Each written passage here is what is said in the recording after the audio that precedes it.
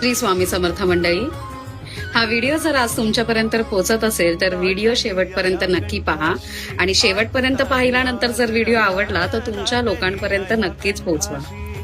मंडळी, आपण जे काही आयुष्यात प्रयत्न करतोय ना, तर कधी कधी आपण इतकं त्या प्रयत्नांपासून थकून जातो, कारण आपल्याला प्रयत्न करूनही यश मिळत नसतं आणि आपल्याला एका वेळेला तर असं वाटतं की देव नक्की आपल्यासोबत आहे का, म्हणजे देवाचं नक्की आपल्यावर लक्ष आहे का, मी ज्या गोष्टीत प्रयत्न करते किंवा करतोय त्यात मला यशच येत नाहीये, तर त्याच्यामुळे आपण निराश व्हायला लागतो.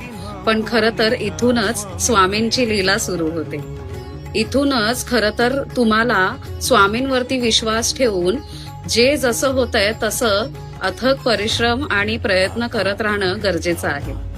मंडळी, एक आई जेव्हा ना बाळाला हवेत भिरकावते तेव्हा ते बाळ न घाबरता हसत असतं. का? कारण त्याच्या आईवर संपूर्ण विश्वास असतो की आई मला पडू नाही देणार किंवा लागू नाही देणार. तसंच आपल्यालाही काही गोष्टींमध्ये म्हणजे आपण कधी कधी जेव्हा गोष्टी होतात ना तेव्हा विचार करतो की हे कसं काय शक्य आहे, पण ते तुम्ही तुमच्या बुद्धीच्या कुवतीवर न ठरवता तुम्हाला या गोष्टीचा विश्वास असला पाहिजे की स्वामी हे घडवतायत आणि हे होऊनच राहणार. ते कसं, कधी, कुठे ह्याचा तुम्ही विचार नका करू.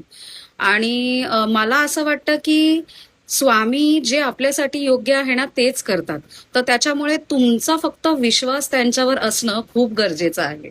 त्यामुळे तो विश्वास त्यांच्यावर ठेवा आणि बघा, म्हणजे तुम्ही जे प्रयत्न करताय ना त्याचं यश किंवा त्याचे जे काही परिणाम असतील ना ते म्हणजे कधी घडून येतील ना तुम्हाला कळणारही नाही.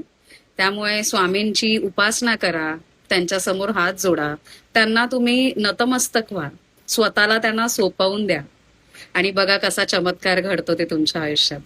व्हिडिओ आवडला असेल आणि जर तुम्हाला भक्तीचं म्हणजे तुम्हाला वाटत असेल की एखाद्याला स्वामीबद्दल काहीतरी चांगल्या गोष्टी माहिती पडल्या पाहिजेत किंवा काय, तर आपल्या लोकांपर्यंत व्हिडिओ नक्की पोहोचवा.